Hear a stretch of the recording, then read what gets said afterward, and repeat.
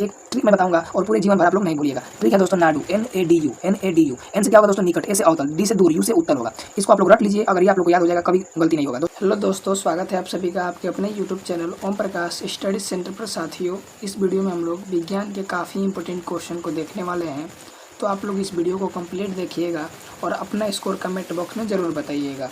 पहला दोस्तों प्रश्न है, चंद्रमा पर किसी वस्तु का भार पृथ्वी पर उसके भार का कितना गुना होता है। दोस्तों थोड़ा इम्पोर्टेंट क्वेश्चन है और ध्यान से इसको देखते चलिएगा। दोस्तों क्वेश्चन पूछ रहा है कि चंद्रमा में किसी वस्तु का भार पृथ्वी के उसके भार का कितना गुना होता है।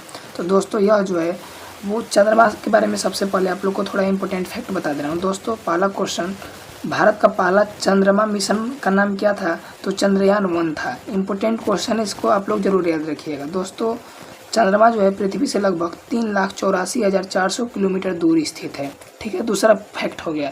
दोस्तों तीसरा फैक्ट आप लोग जान लीजिए कि चंद्रमा पर किसी वस्तु का भार पृथ्वी पर उसके भार का 1/6 होता है। ठीक है दोस्तों, 1/6 होता है। ऑप्शन बी के साथ जाएंगे। ऑप्शन क्या होगा दोस्तों? बी राइट आंसर होगा।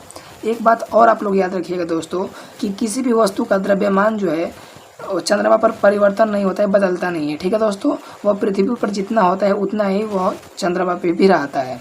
तो ये फैक्ट आप लोग को पता होना चाहिए। एक फैक्ट और आप लोग को पता होना चाहिए दोस्तों कि पृथ्वी का एकमात्र उपग्रह कौन सा है? दोस्तों चंद्रमा है, मून है। और मून पे जाने वाले पहले व्यक्ति कौन थे? नील आर्मस्ट्रांग थे दोस्तों। ठीक है, ये भी इंपॉर्टेंट क्वेश्चन है। अगला क्वेश्चन देखिए आप लोग,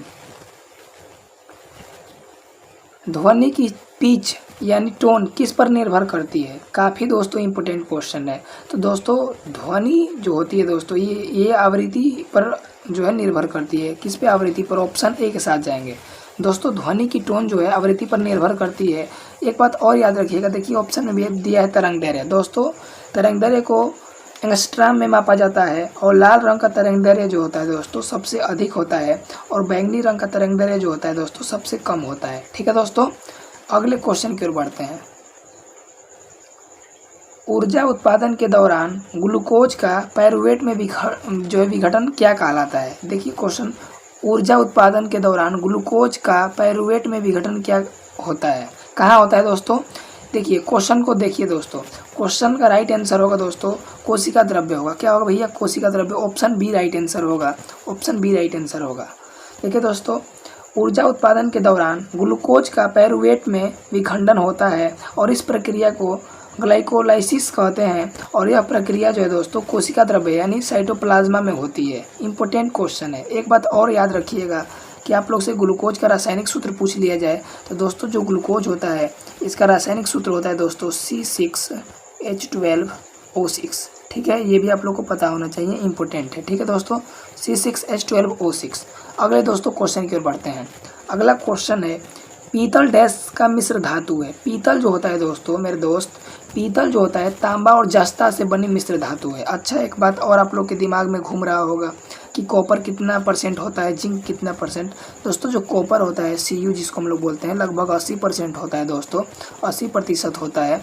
वहीं जो है दोस्तों जिंक की बात करी जाए Zn तो 20% होता है। ठीक है दोस्तों, इस तरह इस प्रश्न का ऑप्शन नंबर जो है दोस्तों क्या राइट आंसर होगा? तांबा और जस्ता। किस में दिया है भैया? तांबा और जस्ता। ऑप्शन जो दोस्तों वो सी राइट आंसर होगा। ऑप्शन सी के साथ जाएंगे। इंपॉर्टेंट क्वेश्चन है। अगला क्वेश्चन आप लोग देखिए, Ag+ और Cl- के संयुक्त होने पर बनने वाला यौगिक क्या कहलाता है? तो दोस्तों इसको जो है सिल्वर क्लोराइड बोलते हैं। क्या बोलते हैं भैया? सिल्वर क्लोराइड बोलते हैं। ऑप्शन सी के साथ जाएंगे, C4 कैट। ठीक है, अगला दोस्तों क्वेश्चन देखिए, और अभी तक अगर आप चैनल पर नए होंगे तो चैनल को जरूर दोस्तों सब्सक्राइब करते चलिएगा। ठीक है भाई, अगले क्वेश्चन की ओर बढ़ते हैं। अगला क्वेश्चन देखिए आप लोग, अगला क्वेश्चन है, बायोगैस में कितने % मीथेन होता है? दोस्तों बायोगैस जो होता है इसमें जो है कितने % मीथेन होता है? दोस्तों सबसे पहले मीथेन का सूत्र क्या होता है भैया? CH4 होता है। क्या होता है? CH4 होता है। ठीक है, CH4 मीथेन का सूत्र होता है।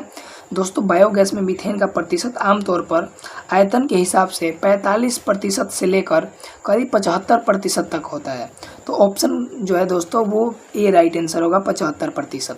ठीक है दोस्तों, इंपॉर्टेंट क्वेश्चन है। एक बात और याद रखिएगा दोस्तों, बायोगैस का प्रमुख घटक जो है दोस्तों मीथेन है। ठीक है, अगले क्वेश्चन की ओर बढ़ते हैं। अगला क्वेश्चन मेरे दोस्त, बायोगैस का प्रमुख घटक कौन सी गैस है? जस्ट मैं अभी बताया हूँ दोस्तों, बायोगैस की जो प्रमुख घटक है वो मीथेन है, मीथेन, ठीक है, CH4 है दोस्तों। धान के खेतों में से जो है दोस्तों मीथेन गैस ही निकलता है, ठीक है दोस्तों। बाकी गोबर गैस में भी, बायोगैस में भी निकलता है, ठीक है दोस्तों। LPG जो होता है दोस्तों, आप लोग के लिए क्वेश्चन है, LPG में गंध के लिए दोस्तों क्या मिलाया जाता है, ठीक है, आप लोग जरूर कमेंट बॉक्स में बताइएगा। अगला क्वेश्चन देखिए, पृथ्वी की सतह पर गुरुत्वाकर्षण के कारण त्वरण क्या है? पृथ्वी की सतह पर गुरुत्वाकर्षण के कारण त्वरण क्या है, बताइए जरा। तो दोस्तों गुरुत्वाकर्षण क्या होता है दोस्तों, कोई भी वस्तु जो है, कोई भी वस्तु को पृथ्वी अपनी ओर आकर्षित करती है, खींचती है, उसे हम लोग गुरुत्वाकर्षण बोलते हैं। पृथ्वी का जो दोस्तों पलायन वेग होता है 11.2 किलोमीटर प्रति सेकेंड होता है। यानी कि दोस्तों कोई भी वस्तु को हम लोग 11.2 किलोमीटर प्रति सेकेंड की स्पीड से अगर फेंक देंगे तो पुनः वो पृथ्वी पर वापस नहीं आएगा। तो चूंकि पूछ रहा है कि पृथ्वी का गुरुत्वाकर्षण के कारण त्वरण क्या है दोस्तों, तो त्वरण जो है दोस्तों इसका लगभग 9.8 मीटर प्रति सेकेंड है। ऑप्शन जो दोस्तों वो बी राइट आंसर होगा। 9.8 मीटर प्रति सेकेंड स्क्वायर, ठीक है दोस्तों, इसको आप लोग जरूर याद रखिएगा। अगले क्वेश्चन की ओर दोस्तों बढ़ते हैं। अगला क्वेश्चन है, पुष्प के मध्य में स्थित डैश मादा प्रजनन भाग होता है। तो यह जो है दोस्तों क्या होता है, तो अंडक होता है। क्या होता है मेरे दोस्त, अंडक होता है। ऑप्शन जो दोस्तों वो डी राइट आंसर होगा, अंडक। एक बात और याद रखिएगा दोस्तों कि पुष्पों के अध्ययन को क्या बोलते हैं दोस्तों, पुष्पों के अध्ययन को क्या बोलते हैं दोस्तों, एंथोलॉजी। क्या बोलते हैं, एंथोलॉजी, एंथोलॉजी बोलते हैं, ठीक है। ये भी आप लोग को मेरे दोस्त पता होना चाहिए, ठीक है। वही मधुमक्खी पालन को क्या बोलते हैं जो है, तो एपीकल्चर बोलते हैं। रेशम कीट पालन को क्या बोलते हैं, सेरिकल्चर बोलते हैं, ठीक है दोस्तों। अध्ययन से संबंधित क्वेश्चन इंपॉर्टेंट रहते हैं और ज़्यादा चांसेस होते हैं कि एग्जाम में पूछ लिए जाएँ। अगला क्वेश्चन है, न्यूलैंड के अष्टकों के नियम के में निम्न तत्वों में से कौन सा अंतिम तत्व था? दोस्तों इसमें पहला तत्व जो है दोस्तों वो हाइड्रोजन था, और न्यूलैंड के अष्टक नियम के अंतिम तत्व जो है दोस्तों थोरियम था। कौन था, थोरियम था। ऑप्शन जो है दोस्तों वो बी के साथ जाएंगे, थोरियम, ठीक है। अगला क्वेश्चन देखिए, अगला क्वेश्चन है, दोनों वस्तुओं के मध्य का बल हमेशा बराबर और विपरीत होता है, यह विचार न्यूटन के किस नियम के रूप में जो है दोस्तों दिया गया है? अच्छा, आप सबको पता होगा कि न्यूटन का जो तीसरा गति नियम है दोस्तों, एक्शन रिएक्शन क्रिया प्रतिक्रिया, इसी के अनुसार जो है दोस्तों ये एक बात कही गई है। एक बात और याद रखिए कि दोस्तों न्यूटन के तृतीय गति नियम से काफ़ी क्वेश्चन पूछे जाते हैं। जैसे नाव से कूदना न्यूटन के किस गति नियम के कारण है? तीसरा जो है क्रिया प्रतिक्रिया। दोस्तों रॉकेट का उड़ना न्यूटन के तीसरे गति नियम का उदाहरण है। चलना जो है दोस्तों न्यूटन के तीसरे गति नियम के उदाहरण है। बंदूक का चलना दोस्तों न्यूटन के तीसरे गति नियम के उदाहरण है। तैरना जल में जो है दोस्तों न्यूटन के तीसरे गति नियम के उदाहरण है। ये क्वेश्चन बार बार एग्जाम में पूछे जाते हैं, आप लोग जरूर इसको याद रखिएगा। अगला क्वेश्चन है दोस्तों, आरबीसी का जीवन काल क्या है? आरबीसी यानी रेड ब्लड सेल यानी लाल रक्त कणिकाएं का जीवन काल जो है दोस्तों 20 से लगभग 120 दिन होता है। 20 से 120 दिन होता है मेरे दोस्त, याद रखिएगा।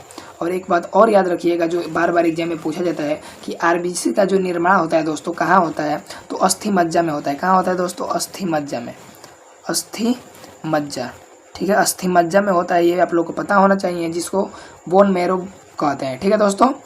इस तरह इस प्रश्न का ऑप्शन नंबर जो दोस्तों डी राइट आंसर होगा, 20 से 120 दिन। अगला क्वेश्चन देखिए, हमारे शरीर के किस अंग में आरबीसी का निर्माण होता है? दोस्तों आरबीसी का जो निर्माण है दोस्तों अस्थि मज्जा में होता है, जिसको हम लोग क्या बोलते हैं दोस्तों? बोन मैरो बोलते हैं। अस्थि मज्जा में निर्माण होता है। और आरबीसी का मृत्यु कहाँ होता है दोस्तों? प्लीहा में होता है, ठीक है दोस्तों, आप लोग याद रखिएगा। इसलिए आरबीसी का कब्रिस्तान जो है दोस्तों प्लीहा को कहा जाता है। अगला क्वेश्चन देखिए मेरे दोस्त, निम्न में से किस अंग को आरबीसी का कब्रिस्तान कहा जाता है? दोस्तों आरबीसी का जो कब्रिस्तान है, इंपॉर्टेंट क्वेश्चन है, तो आरबीसी का जो कब्रिस्तान है मेरे दोस्त वो प्लीहा को बोलते हैं, क्योंकि यहीं इसका मृत्यु होता है, प्लीहा को बोलते हैं, ठीक है। अगला क्वेश्चन देखिए मेरे दोस्त, श्वेत रक्त कोशिकाएं यानी WBC किस में मौजूद होती है? इंपॉर्टेंट क्वेश्चन है। तो दोस्तों जो WBC है इसका जीवन काल जो है दोस्तों 2 से 4 दिन होता है। ये आप लोगों को पता होना चाहिए, 2 से 4 दिन होता है। और इसमें रक्त, लसिका और सामान्य उत्तक द्रव जो है दोस्तों उपस्थित होते हैं। ऑप्शन क्या राइट आंसर होगा मेरे दोस्त? सी राइट आंसर होगा। ऑप्शन सी के साथ जाएंगे, सी, ठीक है, सी फॉर कैट। अगला क्वेश्चन देखिए, दूरदृष्टि दोष यानी हाइपरमेट्रोपिया किसके द्वारा ठीक किया जाता है? देखिए दोस्तों एक बात याद रखिएगा, एक क्वेश्चन पूछा जाता है दूरदृष्टि दोष यानी हाइपरमेट्रोपिया किसके द्वारा ठीक किया जा सकता है? तो दोस्तों इसमें जो है दोस्तों राइट आंसर होगा, दूर पूछ रहा है तो दूर में जो है दोस्तों यह उत्तल का उपयोग होगा। किसका होगा दोस्तों? उत्तल का होगा। ऑप्शन ए के साथ जाएंगे। एक ट्रिक मैं बताऊंगा और पूरे जीवन भर आप लोग नहीं भूलिएगा। ट्रिक है दोस्तों नाडू, NADU, NADU।